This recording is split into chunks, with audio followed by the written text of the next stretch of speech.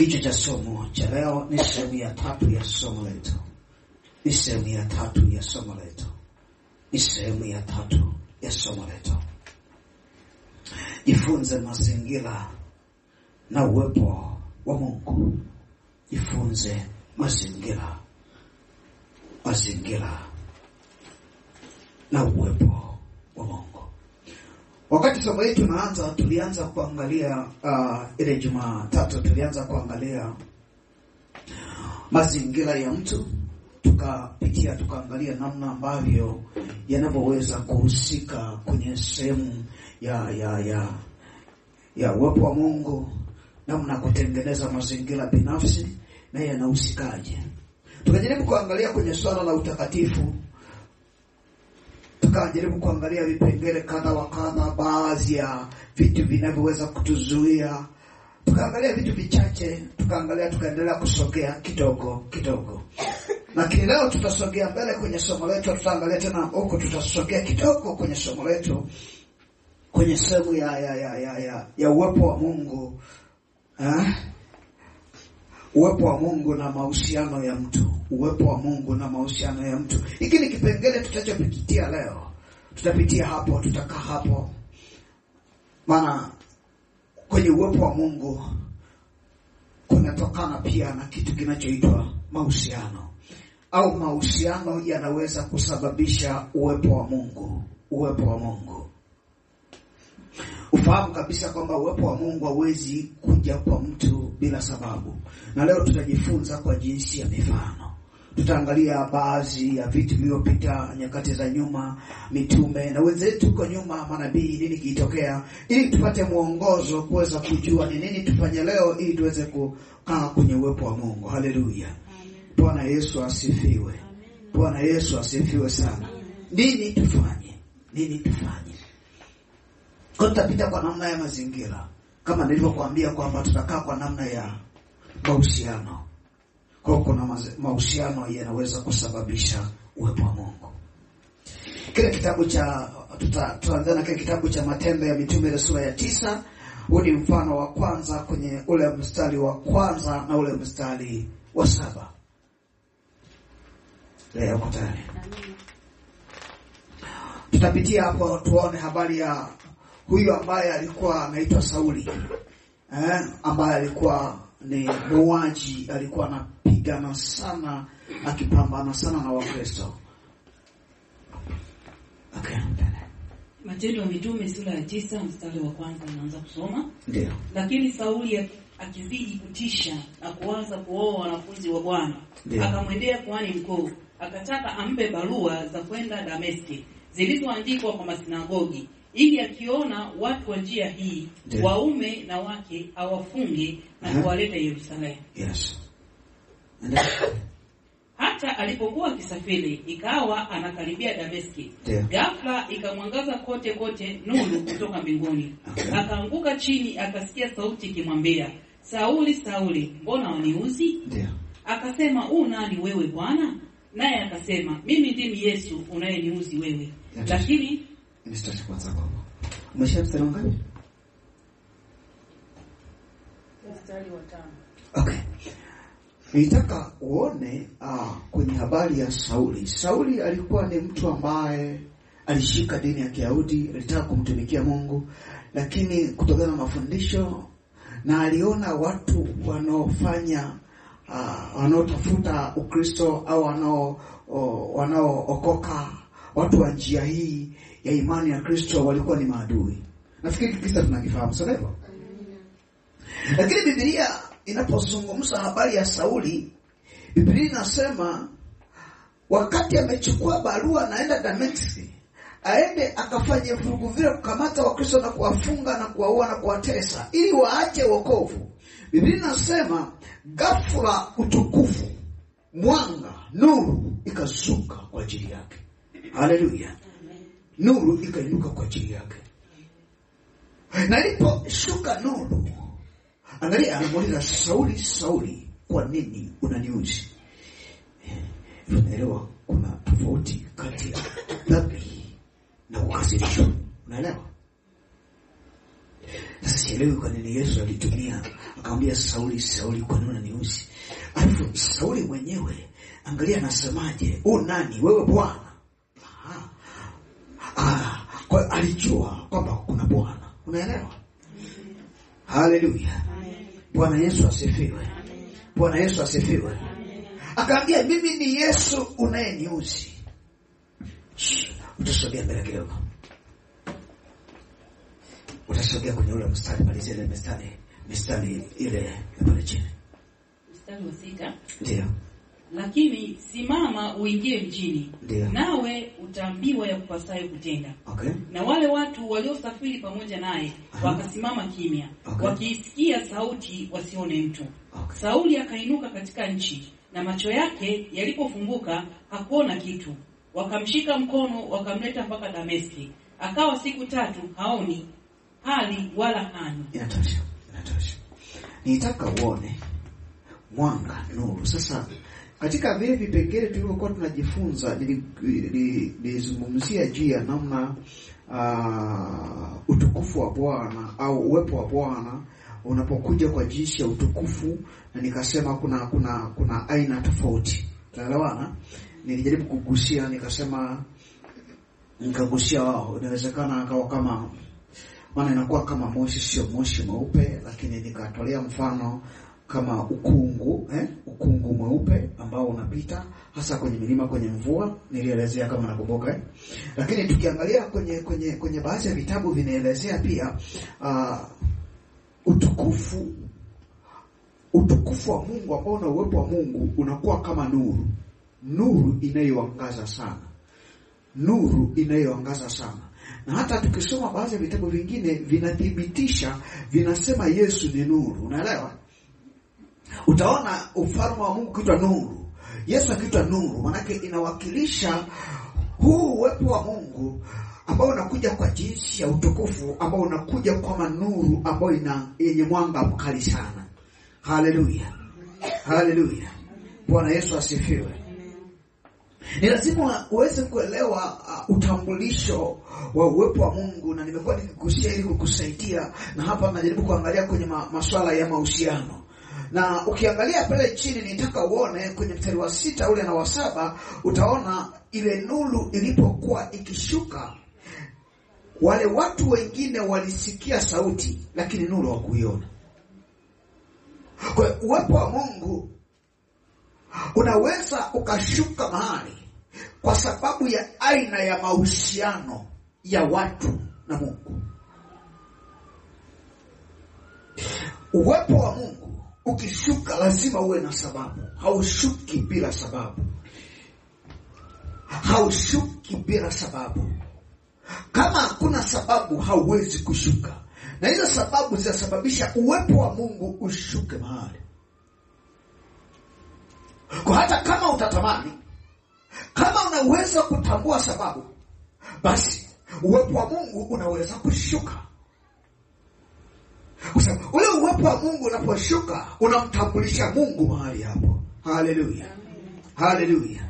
Bwana Yesu asifiwe. Amen. Bwana Yesu asifiwe. Amen. Lakini ufahamu kitu kingine kwamba tunapozungumzia Mungu kushuka, kuna vitu unatakiwa uvifahamu. Hivi unatakiwa ufahamu, wewe ambaye Mungu anatamani, inawezekana kuna mtu Mungu anatamani kumsogelea kwa namna hii, au anatamani kutembea naye kwa viwango hivi. Si rahisi, lakini ni neema ya Mungu. Haleluya. Amen. Anaweza asishuke Mungu kama yeye, na akashuka malaika kwa nafasi ya Mungu. Wapo malaika wanaomwakilisha Mungu ambao huwa wanashuka kwa niaba ya Mungu, na wakafanya kile ambacho Mungu angefanya. Wako malaika ambao wanashuka, wanaweza wakashuka. Tunajifunza kwenye kitabu cha Mwanzo sura ya 1, tunaona malaika aliyeshuka kwa namna hiyo akijitambulisha kama Yesu. Kitabu cha Ufunuo sura ya 1, ukisoma ile mistari yote ile ya kwanza, utaona akieleza kwamba yeye ni Alfa na Omega. Yule malaika alitumwa, aliwakilisha, alikuwa kama Bwana, lakini hakuwa Bwana, alikuwa ni malaika aliyemuonyesha Yohana. Ngoja niangalie vizuri mahali hapa kwenye kitabu cha Ufunuo sura ya 1. ile mistari ya mwanzo kabisa. Mstari wa kwanza unasema ufunuo wa Yesu Kristo aliopewa na Mungu awaonyeshe watumwa wake mambo ambayo kwamba hayana budi kwako upesi. Naye akatuma kwa mkono wa malaika. Akatuma kwa mkono wa nani? Akamuonyesha mtumishi wake Yohana. Alishuhudia lile neno la Mungu na ushuhuda wa Yesu, yaani mambo yote aliyaona. Angalia kwenye ule mstari wa kuanzia wa 5.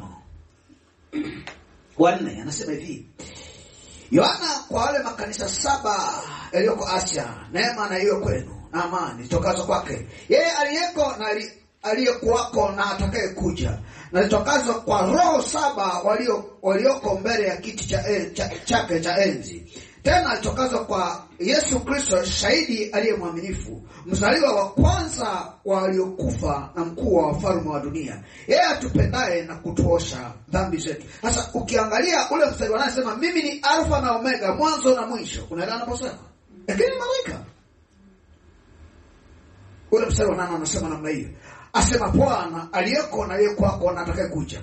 Sasa ukiendelea kusoma huko mstari wa 9, mimi ni wana ndugu yenu mwenye kustahimili, mwenye kushiriki pamoja nanyi katika mateso ya ufalme na subira ya Yesu Kristo.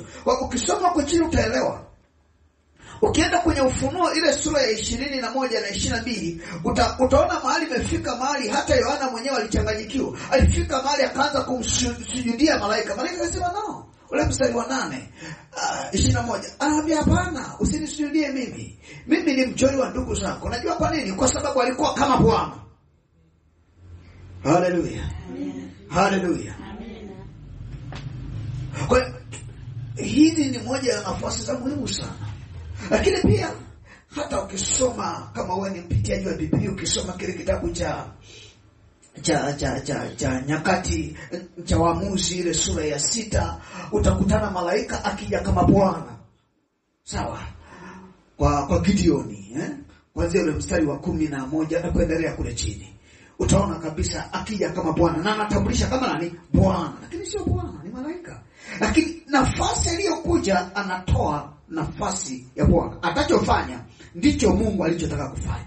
Kwa anakuwa na heshima na thamani na cheo kama cha Mungu. Haleluya. Amen. Bwana Yesu asifiwe. Amen. Bwana Yesu asifiwe. Amen. Najaribu kukujenga namna hiyo uweze kuelewa. Lakini jambo jingine, anaweza asiwe malaika akaja mtumishi ambaye anakuja kwa nafasi hiyo hiyo. Akaja kama Bwana kwa nafasi hiyo hiyo. Atafanya kila Mungu ambacho angeweza kufanya.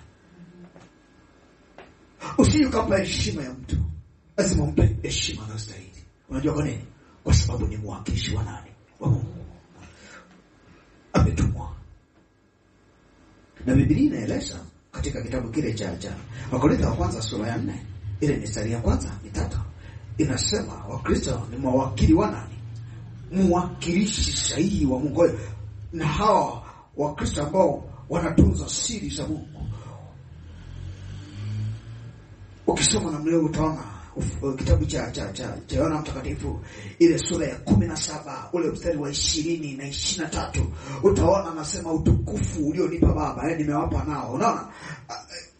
Kwa nini? Kwa sababu ipo nafasi ndani ya watumishi ambao Mungu amewatenga maalumu kwa ajili ya kumwakilisha kwenye nafasi maalumu. Haleluya. Amen. Sasa nimekupa hii na kutengenezea mazingira ambayo yatakusaidia kwenye tunapozungumzia habari ya uwepo wa Mungu na mahusiano. Sawa? Haleluya. Amen. Kuja tuanzie pale sasa. Huko ni kwa ajili kukusaidia akili yako itanuke sasa. Isikafika mahali ukaona okay, kumbe ni malaika. Ni malaika sio Mungu. Hapana, ni Mungu. Kwa sababu malaika ni mwakilishi wa Mungu wakati huo.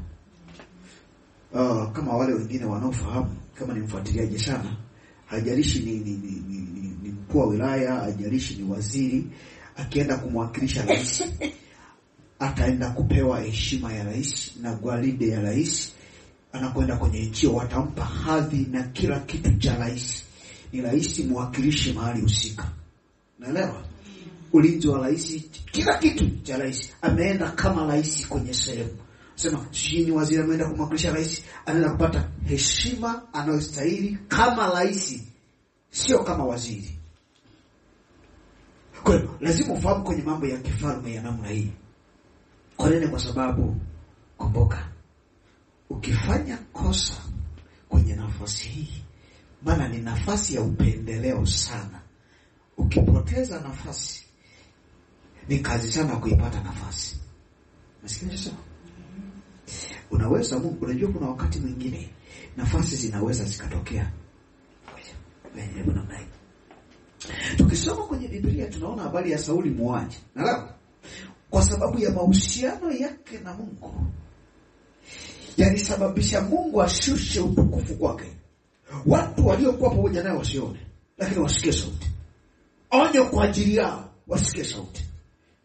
Angalia, alishughulika na Sauli na akaruhusu Sauli aone utukufu wake pamoja na dhambi zake, lakini akuruhusu wengine waweze kuona. Nasikia sana na mahusiano na Mungu. Yako mahusiano aina nyingi sana. Yako mahusiano mengine ambayo ni mahusiano ya kineema ya utumishi. Neema ya utumishi. Neema ya utumishi. Haya ni mahusiano kati ya Mungu na mtu ambayo yanatokana na neema ya kitumishi. Sasa hii neema ya utumishi utaiona ndani ya Sauli, ambaye hata mwenyewe hakuiona, ambaye hata watu waliokuwa pamoja nao hawakuiona, kwa sababu ilikuwa ndani yake yeye na yeye hakuiona.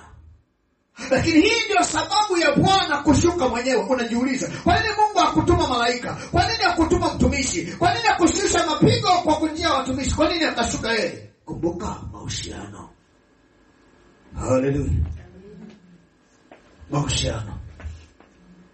Watu wengi wanajiuliza sana, sasa Mungu, yaani katika watu wote anaamua kumchagua mtumishi.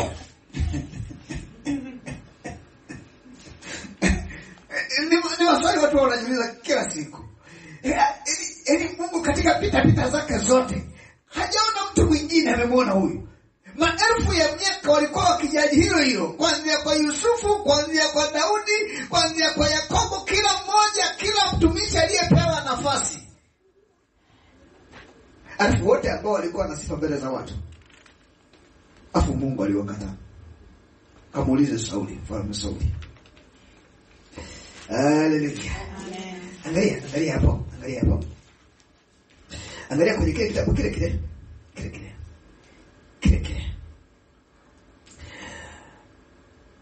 Kile ile sura ya 9, nataka tushuke pale chini kidogo. Kuanzia ule mstari wa 10. Nitasoma hapo. Kuanzia mstari wa 10. Nitasoma mwenyewe hapo. Hadi mstari ule wa pale chini, hadi wa 19. Basi palikuwa Dameski na mwanafunzi jina lake Anania. Bwana akamwambia katika maono. Anania akasema, mimi hapa Bwana.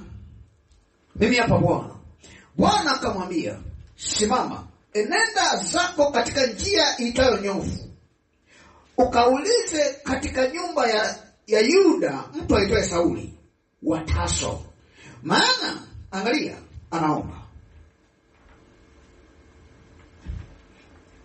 Mungu baada ya kumpeleka kwenye nyumba ya Yuda Sauli, Mungu akaenda kumtafuta mtumishi mwingine kwenye huo mji. Sawa? Anaitwa Anania.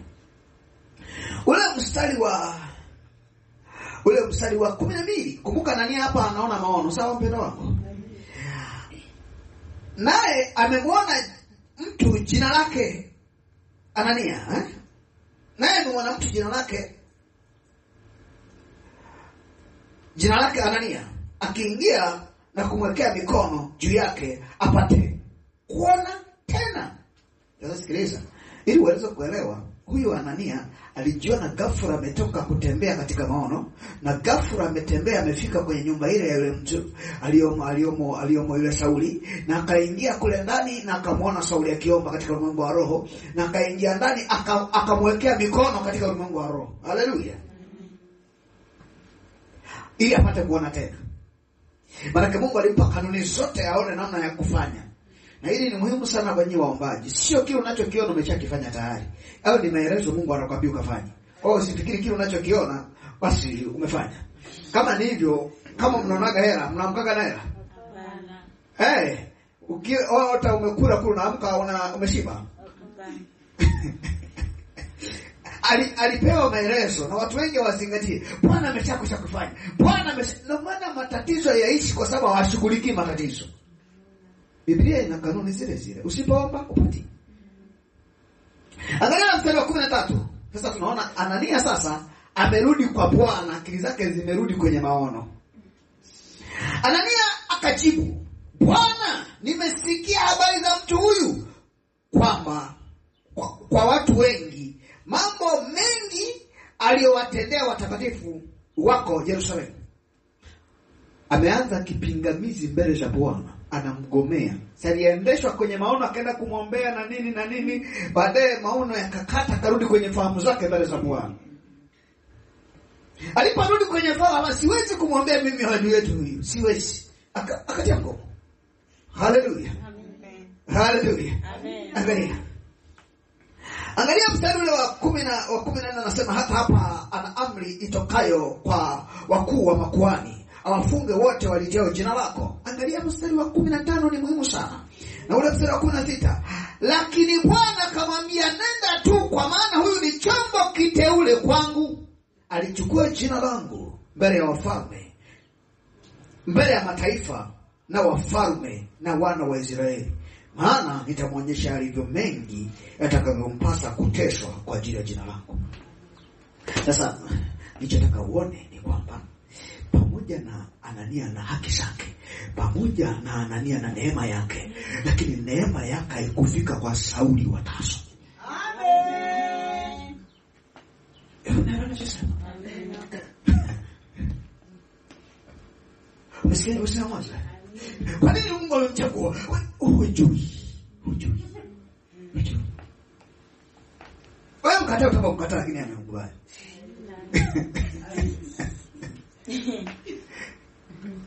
Anania alisimamisha kizuizi. Sasa hiki kizuizi kinatupa nafasi kwamba kumbe Sauli alikuwa ndani yake kulikuwa na mahusiano ya kihuduma yasiyo ya kawaida mbele za Mungu. Haleluya. Amen. Lakini pia kwa nini Mungu akumhesabia hatia juu ya makosa aliyofanya? Kwa sababu Anani Sauli alikuwa na neema na nafasi kubwa mbele za Mungu. Ile nafasi nimekwambia Yesu, mbona unaniuzi? Naelewa. Usinikasirishe. Mimi na wewe tuna kitu tunacho. Tuna mahusiano binafsi. Usinikasirishe. Ndio maana hata alipofika mahali anasema, unajua kwa nini anamwambia Anania, huyu atabeba jina langu mbele ya wafalme, mbele ya mataifa? Maana yake kwa lugha nyingine anamwambia wewe Anania, anachobeba huyu huwezi kubeba. Amen. Unajua amebeba na barua ya kuja kututelamia wewe, atakaoweza kuwaokoa wewe huwezi kuwaokoa. Nafasi. Unakupa nakwambia nini? Nafasi. Mahusiano ya kineema ya huduma yanaweza kusababisha uwepo wa Mungu.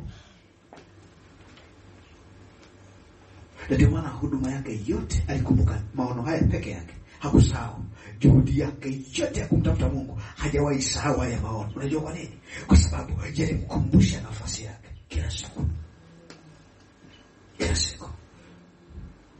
Ndio ukienda kwenye vitabu vya mwisho vya 22 Matendo kwenda kule mbele, utakutana namna ambayo anavyojieleza kwamba Bwana aliponitokea aliniambia usimpige mjogoo kwa miguu yako, kwa mkono wangu wako, kwamba usije ukapigana na mimi. Wewe kupiga mjogoo miba kwa mguu wako, inawezekana tembea nako. Sasa yeye alituambia kule, ukisoma kwenye Matendo kule, wakati anawaambia anapokamatwa kwenye ile safari ya mwisho mnapoenda kufungwa, alieleza wazi kabisa kwamba aliniambia Bwana, huwezi kubali aishi. Sasa unapoenda kwenye masuala haya, hizi ni nafasi ambazo si nafasi unaweza kuzitengeneza, ni nafasi zinajitengeneza zenyewe. Kuna nafasi zingine za namna hiyo, uwepo wa Mungu, ambazo zinajitengeneza zenyewe, huwezi kuzitengeneza. Yaani yeye mwenyewe Mungu anazitengeneza. Ukome ufanyeje? Anazitengeneza mwenyewe.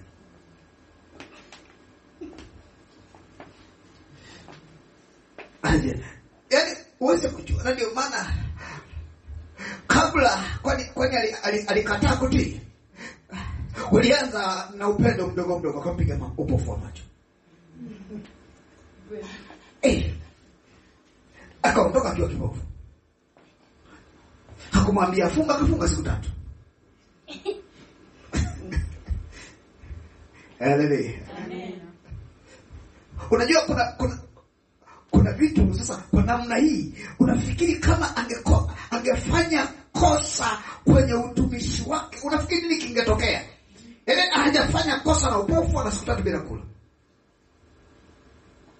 Yaani hata kama akili zako haziko sawa, zinakaa sawa. Unajua nataka kufundisha hapa, angalia neema ya kitumishi ulio nayo inaweza kutengeneza kitu maalum mbele za Mungu. Ina uwezo kutengeneza kitu maalum mbele za Mungu. Kitu maalum mbele za Mungu ambacho kinaweza kukusaidia kwenye maisha yako na mbele ya shetani. Yaani kuna kitu Mungu anaachilia kwako, hata shetani anakitamani. Kuna kitu Mungu anaachilia kwako kinakusaidia kwenye maisha yako na mbele ya shetani. Neema ya Mungu kwa Musa ilikuwa ya kipekee sana. Unaelewa? Lakini neema, kosa la Musa moja lilisababisha afe. Hata maombi yake 1000 yaligoma mbele za Mungu. Hata aliposema natamani nikaguse nikakanyaga hata nchi, nimetumikia miaka 40 kwa ajili ya jambo hili, anasema utaona mbali lakini utaenda kufa. Pamoja mwili wake malaika waligombania, lakini Mungu akumpa nafasi ya kukanyaga nchi. Nakumbuka nilichokwambia. Yapo makosa madogo madogo tunaweza tukayafanya hasa kwenye nafasi hiyo. Na watumishi wengi sana nafikiri hizo neema zinapotokea namna hii, wanaweza kufanya kosa na jifanya kama mtu. Mimi ni mtu kama mwingine, lakini neema ulio nayo si ya wanadamu wengine. Unaweza kusema mimi ni mwanadamu, ninakosea kama mtu, siwezi kwenda kwa sahihi wakati wote. Unajifanyisha makosa, lakini kumbuka kuna makosa unaweza kufanya kama mwanadamu, lakini neema ulionayo wewe si sawa sawa na wanadamu wengine. Na kosa lako likawa kubwa kuliko makosa ya wanadamu wengine. Aliyepewa vingi atatakwa na zaidi. Si Daudi anasema? Ulipewa talanta ngapi? Unasema 5. Ambia sasa wewe leta zile 5. Zingine 5 tena tunataka kwako. Ambia sasa ulinipa ukuniambia nizalishe. Ambia no, sio swala la kuzalisha. Swala ulipata. Mimi sikutaka kuzalisha kwa sababu nilijua kabisa usije nikala au nikafanya chochote nikafungia kwenye leso, nikaipokea chini. Ambia sawa. Wewe nilikupa moja. Ni kweli nilipokea moja. Hii hapa hiyo yako. Ambia sawa, mimi sitaki hiyo yangu, nataka ya kwangu na ya kwako. Ambia mimi sina, nilijua kama utaje kunidai. Ambia sawa. Kwenye giza, kwenye kusaga meno na mateso, kahukumiwe kule. Unaelewa? Unaelewa? Nafasi ambazo anaachilia Mungu ni nafasi yenye thamani ambazo zinaweza kutengeneza mamia maelfu ya watu, maisha yao yakabadilika. Hiyo nafasi wewe unaiharibu kwa hila zako mwenyewe, kwa ujinga wako mwenyewe. Ghafla watu wengi wanakosa hiyo nafasi. Unafikiri Mungu anapokutazama wewe umekuwa sababu ya watu wengi kwenda jehanamu, unafikiri na kutazamaje? Hata kama ungekuaje, utaenda na wewe kule. Utaenda. Wewe inakuaje? Kisha Biblia inasema kabisa kuna kondoo na nani? Na mbuzi. Ambia nyinyi mbuzi kaeni upande wa kushoto, kaeni upande wa kushoto. Nyinyi kondoo kaeni upande wa kulia. Haya, nyinyi nendeni huko. Nyinyi mbuzi, haya kwenye moto. Watauliza, sisi tumekosa nini? Naambia, nilikuwa na njaa, hamkunilisha. Nilikuwa uchi, hamkunivisha. Kadiri msivyowatendea wale, ndivyo ambavyo mkunitendea mimi. Unaelewa? Nafasi ya huduma ulionayo, nafasi ya neema ulionayo imewekwa kwa ajili ya kuokoa watu wa nyumbani mwako. Maisha ya watu wengi yanategemea hicho ulicho nacho. Na ndio maana katika wengi wewe umeokolewa, umekufa kwenye dhambi kama wengine tu. Na ndio maana ukiangalia watu wengi, nikianza kukuuliza, tukianza kuuliza, haujafanya chochote ambacho Mungu sababisha kuokoa wewe. Huwezi kuniambia kwamba nilifanya jitihada fulani mpaka Mungu akanipitia. Huwezi kuniambia. Ili ukajikuta tu neema ikakupitia, ukawa mbishi lakini ukavutwa kwa mnyororo, ukaenda ukavutwa kwa winchi, mpaka ukafika mahali ukaanza kusema Yesu ni Bwana. Hauna kitu ambacho umekifanya. Umejiuliza, kuna watu wamefanya juhudi kuliko wewe, lakini hawajapata hiyo nafasi. Mtu anakaa kanisani miaka, alafu anakuja kufia dhambi. Kipindi ambacho anasema kwa kweli Mungu atakuja kunitengeneza, na naondoka akiwa na dhambi zake. Na watu wote wanajua kabisa hili ni ajana. Biblia inasemaje? Kuna wengine matendo yatawafuata, kuna wengine matendo yanaambatana pamoja nao. Kuna watu wengine wanapoondoka, hatuhitaji malaika na nini, habari zinavuma zenyewe, kila kitu. Unakuta kila kitu kiko wazi. Hata alipokuwa ameficha chumbani vinatoka vyenyewe. Sisi elewi nani anatoa. Unakuta viko sebuleni, mara viko kwenye uwanja. Unajua kuna wakati Mungu hahitaji kusingiziwa. Anamwaga vyote nje. Amen. Usishangae umefika mahali kwenye msiba, alikuwa mnasema alikuwa mtakatifu, Mkristo mzuri, alafu ghafla kuna kibuyu alikificha ndani, alafu siku ya msiba afiwa amekazana na mtu mmoja tu anaenda kufanya usafi chumbani, anatoka na vitu vingine nje. Mshenga ameweka nje. Sasa wani hivi huko nani aliyekuruhusu? Na kile ameshatoa na kila mtu amekiona. Hallelujah. Amen.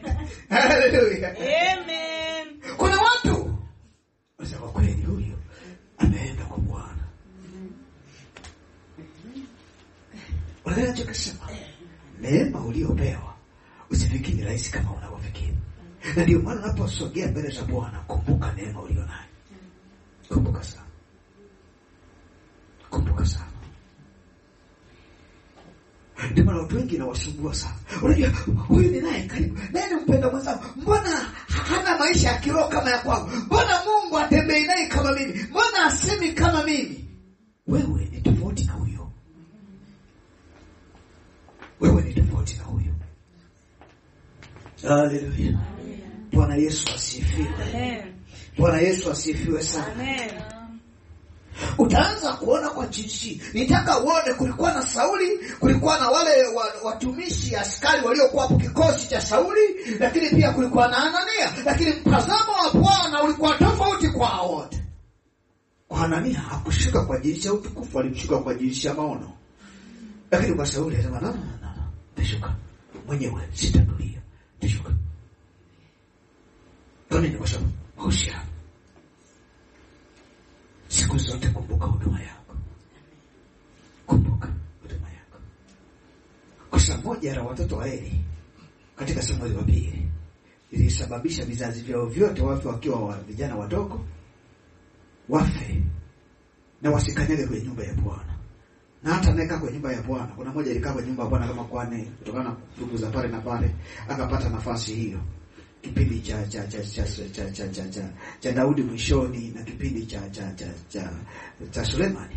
Lakini aliuawa vibaya sana, alikufa vibaya sana kwa sababu adhabu bado kumtafuta. Neno la Bwana lazima litimie. Alikuwa kijana mmoja. Laana sura ya 2. Kwa utaanza kuelewa namna hiyo. Mungu anapokupa kitu kufanya, kifanye kwa uaminifu kabisa. Kwa uaminifu, kwa unyoofu, kwa sababu hii ni nafasi maalum.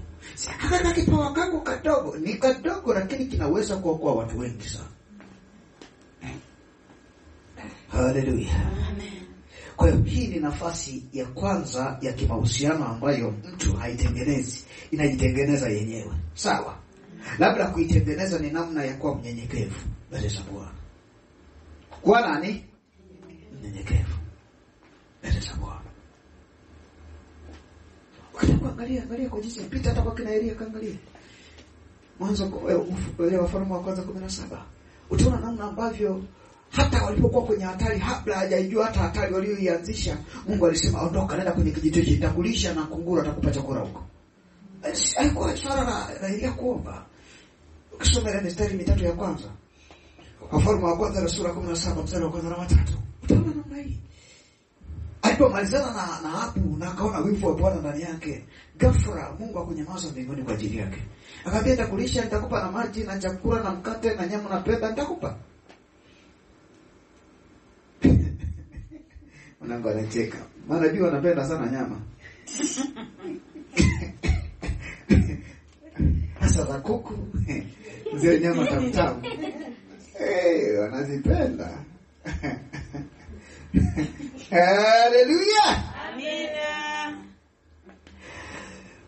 Lakini pia kuna mahusiano ya mtu na Mungu yanayotengenezwa na mtu. Kumbuka hii ni sehemu ya pili ya mahusiano. Mahusiano ya mtu na Mungu yanayotengenezwa na mtu, ambayo yanasababisha au yanaweza kuleta uwepo wa Mungu. Mahusiano ya mtu mwenyewe akaamua kutengeneza mbele za Mungu. Sasa na haya mahusiano yanaweza kuvuta uwepo wa Mungu. Uwepo wa Mungu ukashuka kwa ajili ya mtu.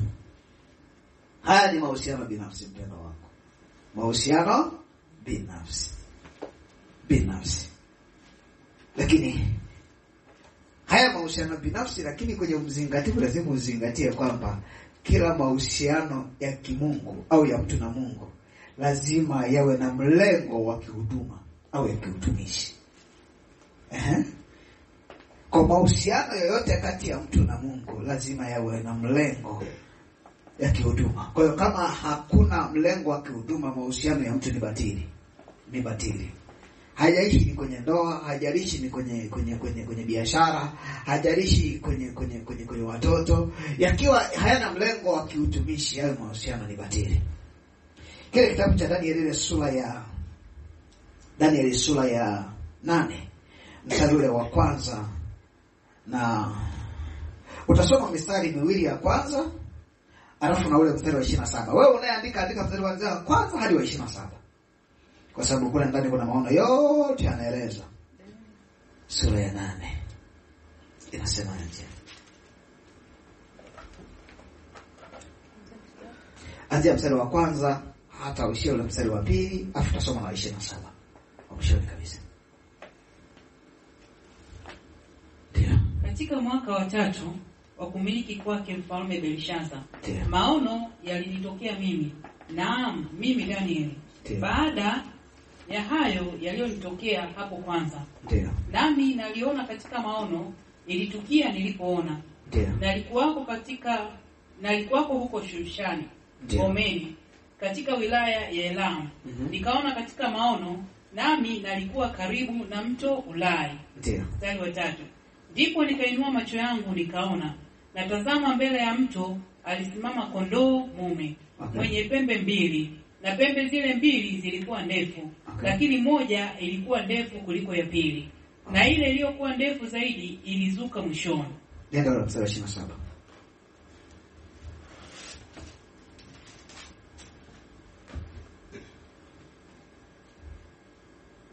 Na mimi Danieli nikazimia, nikaugua siku kadha wa kadha. Kisha nikaondoka, nikatenda shughuli za mfalme. Nami naliyastajabia yale maono. Ila hakuna aliyeyafahamu. Sasa utaona Danieli anaona Mungu aliposhuka kwa jinsi ya malaika na kutaka kuzungumza naye au kumuonyesha uwepo wake na namna mambo yatakayotokea. Lakini tunaona kabisa maono haya alikuwa kazini, na katika anapoona maono alikuwa na watu wengine hawakuweza kufahamu kilichokuwa kinaendelea, lakini yeye aliona, na yale maono kwa sababu yalimsikitisha sana, na tafsiri yake ikapelekea mpaka akazimia, na aliugua kiasi cha kuumwa hadi ugonjwa. Daniel alikuwa na uwezo wa kuugua. Sisi tunaomba, tunaugua, tunalia eti. Yeye alikuwa na uwezo wa kuomba akaugua, alafu kule kuugua akaugua mpaka mwili wake akawa mgonjwa kabisa. Sio moyo wake, mwili wake anakuwa mgonjwa, analala kabisa kitandani, anaumwa kwa sababu ya namna ya kuugua mbele za Bwana. Maana watu wengi wanasema Daniel alikuwa rafiki wa Mungu, lakini kiwango chake cha kuugua, anaugua mpaka anaumwa kabisa, analala. Ukisoma huko utaona mwenyewe aliugua kazimia, anazinduka yuko hoi, homa imembana, anaumwa kweli kweli, na alikuwa anafanya kazi huku anaumwa. Unaelewa kwa nini ameona maono? Tafsiri yake alipokuja kugundua ilimpelekea ndani mpaka aumwe. Niliwahi kuambia viwango vya kuugua, mnakumbuka Kuna mwingine anaugua ndio amesikitika. Yeye kutana na mtu unaomba, unatoa machozi afa anakuuliza, "Sasa mbona unalia sasa kwenye maombi?" Haleluya. Amen. Mahusiano haya ukiangalia, hata unaipitia, utapitia kitabu cha Danieli sura ya 10. Unaweza kusoma mistari kwa sababu kwa miwili tu. Danieli sura ya 10, ule mstari wa 11 na wa 12 tena. Danieli sura ya 10 mstari wa 11 na wa 12. Maana ni mistari miwili tu tutasomea hapo. 11 na 12. Ndio. Akaniambia, Danieli, ndio, mtu upendwae sana, yafahamu maneno nikwambiayo, ukasimame kiwima wima. Okay. Maana kwa maneno tarudia. Akaniambia, Danieli, mtu upendwae sana, yafahamu maneno nikwambiayo, ukasimame kiwima wima. Okay. Maana kwako nimetumwa sasa. Na aliponiambia neno hili, nalisimama nikatetemeka. Okay. Ndipo akaniambia, usiogope Danieli, kwa maana tangu siku ile ya kwanza ulipotia moyo wako ufahamu na kujinyenyekeza mbele za Mungu wako, maneno yako yalisikiwa, nami nimekuja kwa ajili ya maneno yako. Okay. Alikuwa mnyenyekevu kwa ajili ya nani? Ya Mungu eti. Acha tunafika huko baadaye. Hicho ndio tutarudi baadaye tena huko kwenye mistari hiyo. Sasa nitaka uone Danieli sio kwamba alikuwa tu anapendwa na Mungu. Danieli alikuwa anajitahidi sana kumtafuta Mungu na kutaka Mungu asitukanwe kwa namna yeyote ile. Kwa namna yeyote ile asitukanwe Mungu kwa sababu ya Danieli, kwa namna yeyote ile. Na tunajifunza kwenye Danieli 1 ule mstari wa atukanze 4 na kuendelea, utaona alikataa hata kula chakula cha mfalme ambacho amepewa kizuri ili waonekane wazuri zaidi, ambacho kimetengenezwa na waganga na wachawi. Akasema naogopa kunajisika mbele za Mungu. Kwa hiyo alikuwa tayari kupingana na sheria ya mfalme ili asile chakula kilichohusishwa na mganga wa kienyeji. Haleluya. Amen. Haleluya. Amen. Na tunaona Danieli akisimama kwa namna hii. Watu wengi wanatafuta kujipendezesha wenyewe, lakini Mungu anachotafuta ni mtu anayetaka kumpendezesha yeye. Sio swala la mimi kufurahi, ni swala Mungu amefurahi ili na mimi nifurahi. Watu wengi wanataka tufurahi sisi, ni Mungu afurahi. Hiyo ni kanuni ya kinyume. Unatakiwa kwanza afurahi Mungu na wewe ndio ufurahi. Na tukiangalia watu wengi sana waliopo siku za leo, sielewi mpo miongoni mwake, vitu vingi mnavyofanya mnataka mfurahie nyinyi ili Mungu afurahi. Kitu ambacho kiwezekani. chochote kinachotukua kwa mwanadamu, kwa Mungu ni nini? Chukizo. Sasa umeiangalia mwenendo wa mtu binafsi wa kwako mwenyewe, kwa sababu kama wewe unajijua uliumbwa kwa ajili ya Mungu, angalia namna ambavyo unatengeneza sifa na kutafuta nafasi Mungu aonekane vipi kwenye maisha yako.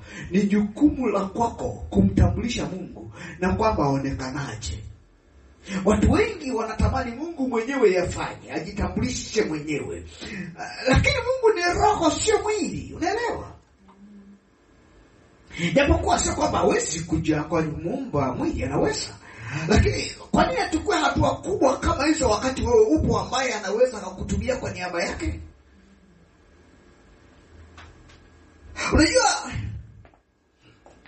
kuna mtu ambaye nilifundisha habari ya utakatifu sasa kumbuka. Nikasema ni tabia inayojengwa na mtu. Utakatifu sio kitu cha kuomba Mungu nifanye utakatifu. Utakatifu ni tabia ya mtu. Ni kufananisha sawa na uchafu, Hapo mtu mchafu, we hata kama utasikia kuna baridi usiku, asubuhi unasikia kuna baridi, lazima tafute nini sababu. Ana sababu nyingi sana. Kimwambia akafagia, anambia mfagio wenyewe unaonekana umeisha. Ile atatafuta sababu. Unaambia kuna vyombo vya kuosha na kuambia sasa hakuna sabuni ya unga, kuna sabuni ya kipande peke yake. Anatafuta sababu. Mchafu ni mchafu, ni tabia. Na ni tabia ambayo hata ungekemea utaishiwa maombi. Unachotakiwa ni kufanya mabadiliko. Haleluya. Amen. Haleluya. Amina. Hivyo. Ni sawa na dhambi ya uzinzi. Biblia inasemaje? Ikimbie, usiisimamie. Usianze kushindana nayo. Kimbia kwanza ukashindana ukiwa mbali.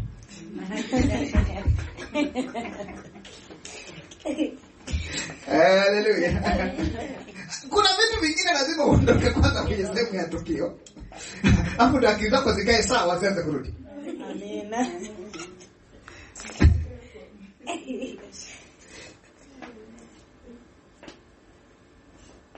Kila hatua watu wanajitafakari wao, lakini hawatafuti mapenzi ya Mungu. Kwa sababu Mungu anapotafuta nafasi ya mahusiano kwa mtu, hawezi kutafuta nafasi tu ya mtu, anatafuta nafasi ya sheria za Mungu ndani ya mtu na kanuni za Mungu. Mapenzi ya Mungu yasipoonekana kwa mtu, huyu mtu, mahusiano ya Mungu yanakuwa hayapo. Mtu anapoanza kutengeneza mapenzi ya Mungu, ni lazima aone namna ambavyo anajitahidi kufanya kile Mungu kinachompendeza na kutafuta, kwa sababu Mungu anaangalia zile kanuni zake na sheria ndani ya mtu. Maana watu wanataka kufanya wanayoyapenda, lakini Mungu anataka akupende kwa sababu ya yale ya sheria zake ambazo amethibitisha. Haleluya. Sio tu anataka ni kwako. Kinachomvuta kwako sio namna ulivyo, sio sura ulio nayo, sio kimo ulicho nacho, sio rangi ulio nayo, lakini zile kanuni za Mungu na sheria. Na ndio maana ukiangalia Biblia inasemaje? Inasema na Isaya 55 ule mstari ule wa 8 na ule mstari wa 11. Utaona akizungumza akisema neno lake halitarudi bure mpaka litimize mapenzi yake. Kwa nini Mungu anasema analiangalia neno lake litimize? Utakuta mara nyingi akizungumza namna hii. Nimesema kitabu cha Isaya ile sura ya 55 mstari wa 8 utasoma ile 11. Kwa sababu kile unachokitaka wewe, kile unachokitaka hakiwezi kuwa furaha ya Mungu. Lakini kile ambacho Mungu anakitaka kinaweza kuwa furaha ya Mungu. Sijui kama unaelewa. Ukisoma kitabu cha Mwanzo ile sura ya kwanza yote, inasema Mungu alipoumba akaona ni chema. Alipoumba akaona nini? Chema. Alipoumba akaona ni chema. Alipoumba hiki akaona ni chema. Alipoumba akaona ni chema. Kilimpendeza kwa sababu alikitengeneza yeye. Kama sio yeye kisingempendeza, sawa? Hata alipomuumba mtu alisema tumuumbe mtu kwa ajili yani ya mfano wetu. Uwe nani? Mfano wa kwake. Hivyo uleiona mtu anayetafuta mfano wa kwake kwa sababu amependezewa na yeye mwenyewe, hajapendezewa na wewe. Hivyo ndio ninachosema. Haleluya. Amen. Bwana Yesu asifiwe. Amen. Ukiona kuna wewe binti na kuna mwanaume anasema nimekupenda na fanana na mama yangu kwa sababu anataka na mama yake mwingine mbali bado.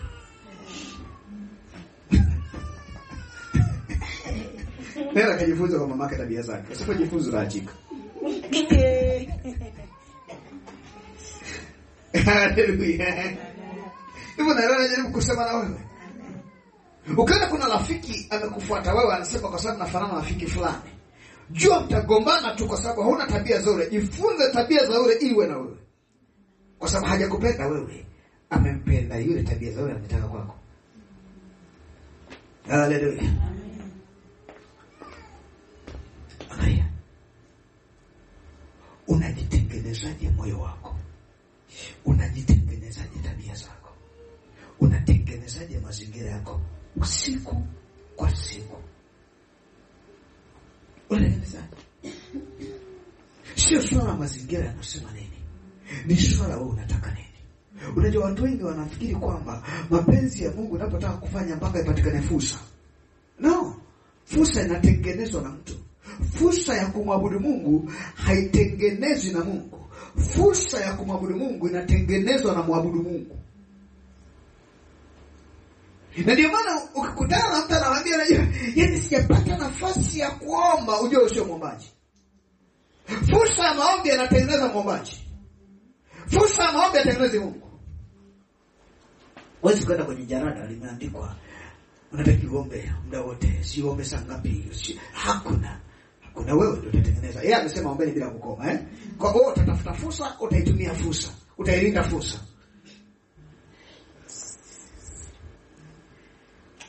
Haleluya. Amen. Bwana Yesu asifiwe. Amen.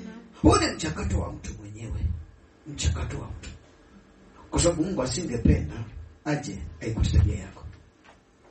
Anataka aje aikute tabia yake.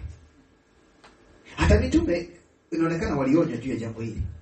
Waraka wa kwanza wa Yohana sura 3, ile mistari 3 ya kwanza.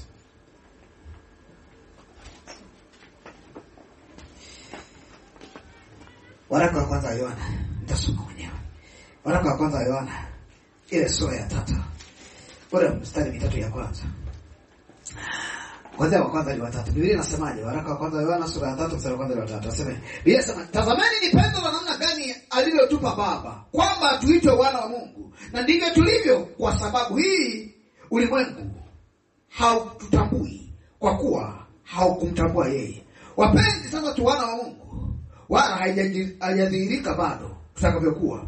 Lakini twajua ya kuwa atakapodhihirishwa tutafanana naye, kwa maana tutamwona kama alivyo. Na kila mwenye matumaini haya katika yeye hujitakasa kama yeye alivyo mtakatifu. Ni mithali ya muhimu sana.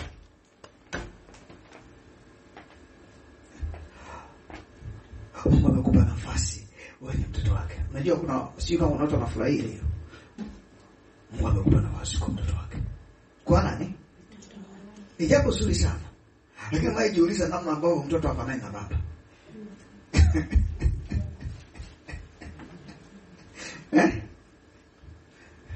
Sielewi itakuwaje.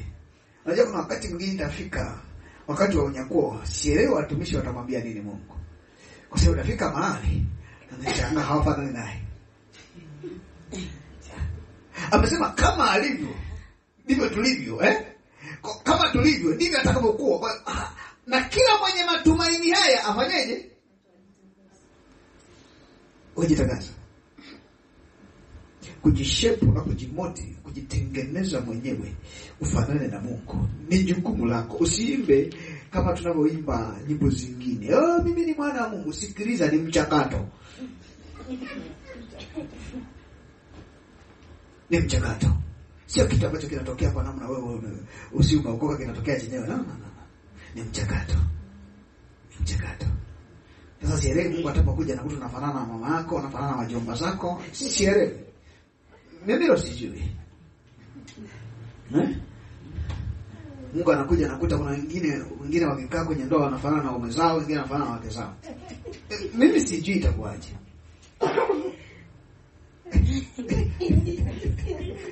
Sijui. Unaona kuna familia zinafanana kwanza watoto na matendo, tabia, kila kitu. Utafikiria ile siku moja wamekuja pamoja.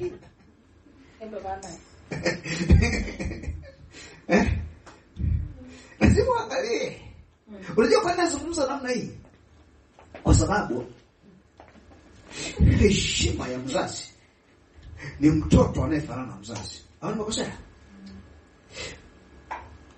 Kama Mungu ni baba yako, umaiangalia namna ambavyo unajifanya uwe mwana wa Mungu.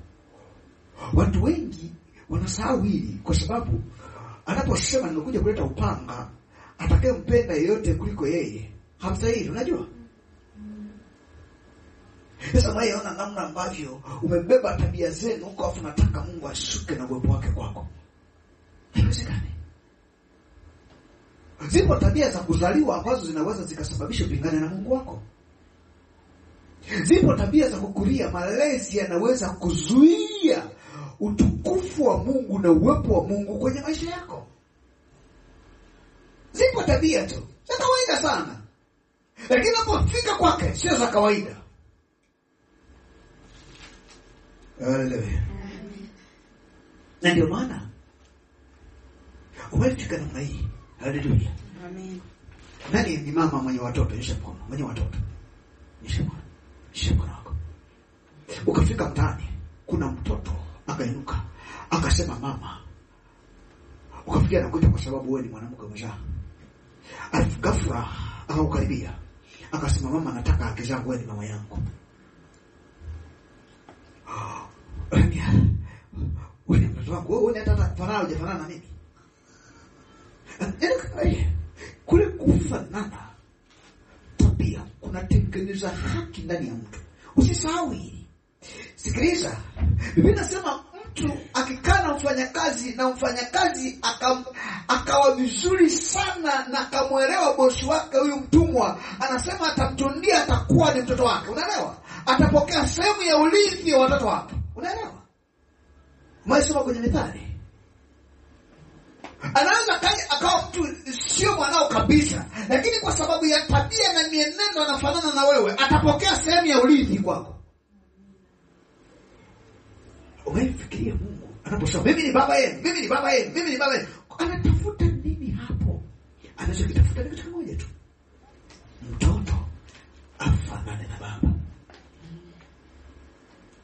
Wakorintho wa pili ile sura ya 6 mstari wa 16 na 18. Tukani kati yao kujitengeneza. Nami nitakukaribisha kwangu. Hasa msiguse kitu kichafu.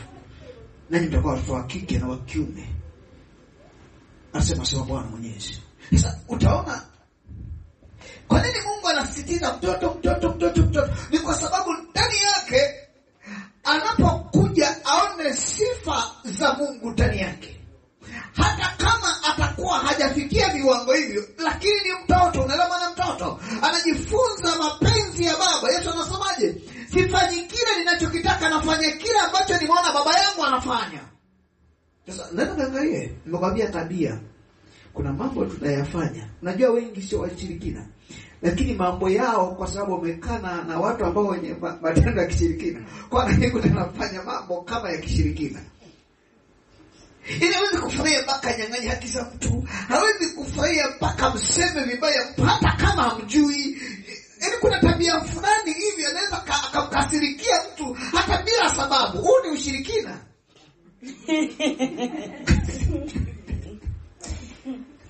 Haleluya. Bwana Yesu asifiwe. Amen. Yaani hajiamini. Kila anayemuona ni kama tamletea tatizo.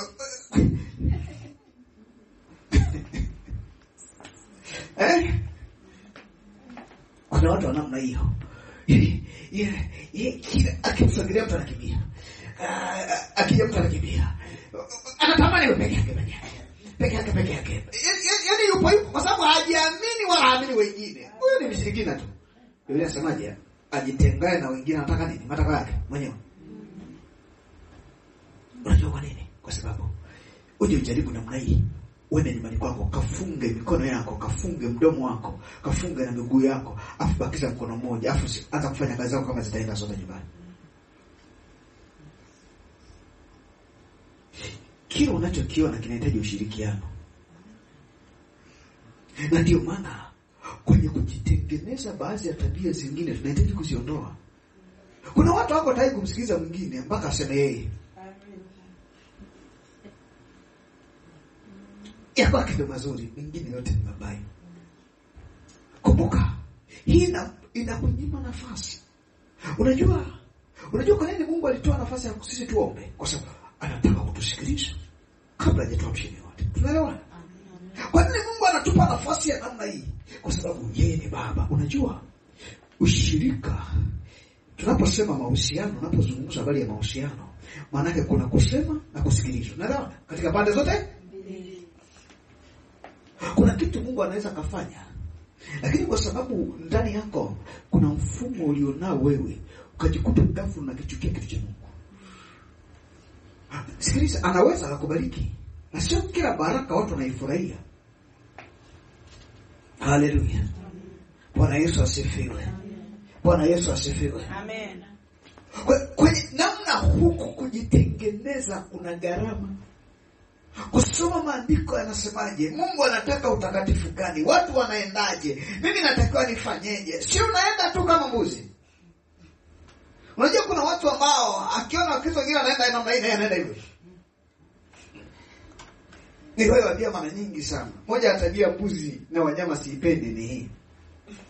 Akiwa anapita mahali, weka fimbo. Ataruka wa kwanza, sawa? Alafu toa fimbo. Wote watakuwa wanaruka. Wote atakayepita ataruka. Yaani wataruka wote wataruka mpaka wa mwisho. Kama ana nguvu atarudi nyuma ili aruke vizuri mahali pale, kama alivyoruka mwenzake. Amen. Biblia inasema watu wawili hawezi kwenda njia moja wasipopatana. Najaribu kukuambia mahusiano binafsi. Mungu anasemaje? Anapendelea neno lake. Anapendelea, ametukuza ahadi zake kuliko hata jina lake. Kuna vitu vya tabia ya Mungu najua, kusaidia watu wengine. Na moja ya sifa, sio kama sio mtoaji, sio msaidiaji wa watu wengine, lazima maskini sana. Kuna tofauti ya vizazi vilivyopita na sasa hivi. Yaani msaidizi hata kama ugali atuupende au uwezi kutamani ubakize kwa ajili ya asubuhi, au usonge mwingi kwa ajili ya wageni watakao kuja. Ili kuna tabia fulani ziko ndani ambazo za ubinafsi, kuna tabia ziko ndani ambazo zimejengeka ndani ya watu. Unaelewa? Kuna ubaguzi mwingine wa kifamilia tunao, alafu ule ubaguzi tunaupeleka mpaka kwenye mambo ya kiroho. Mpaka watoto wanalisi, usiseme na fulani, usiseme na fulani. Haleluya. Mbona najaribu kusema? Nimesema tabia zinaweza zikaharibu hata za kulisi na jinsi ya kawaida kabisa. Zinaweza zikavuruga nafasi yako ya mahusiano yako na Mungu. Kwa sababu uwepo wa Mungu unahitaji si mahusiano ya kawaida, lakini mahusiano ya ndani kama tunayoyaona kwa Danieli. Haleluya. Kwa nini mwaka Danieli na Danieli kama picha ya kutazama mahusiano binafsi? Mahusiano nini? Binafsi. Yako mengi, iko mifano mingi sana ukisoma kule ndani ipo. Alikatata zawadi za kifalme ili aweze kutimiza kusudi la Mungu. Kwa mfalme wa tatu aligoma. Kumiliki nchi aligoma kwa ajili ya kusudi la Mungu. Angalia zilivyo na tamaa ya hela.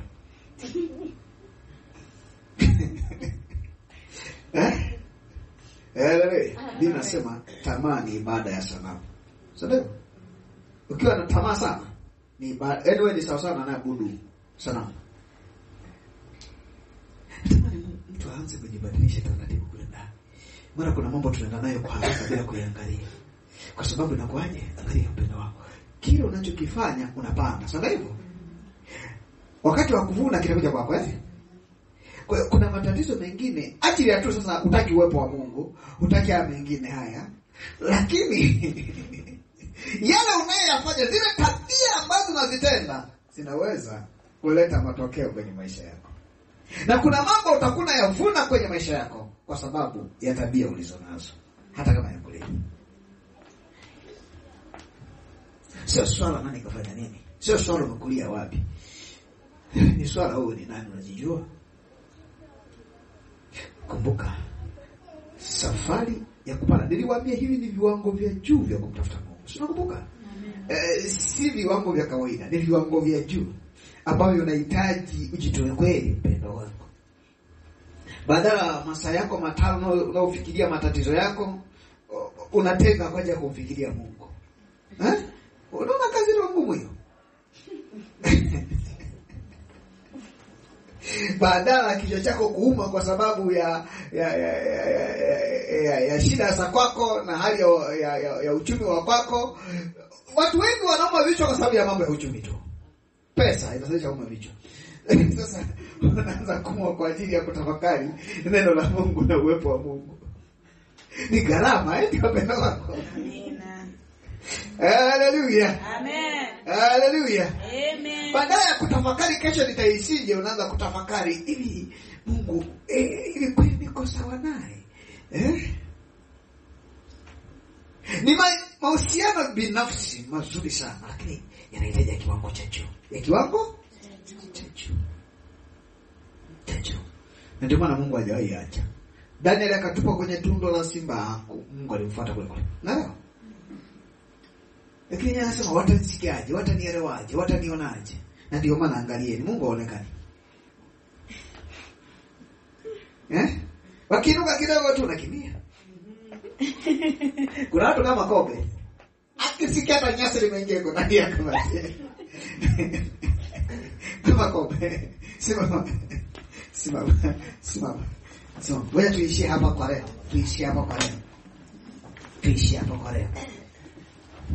Haleluya.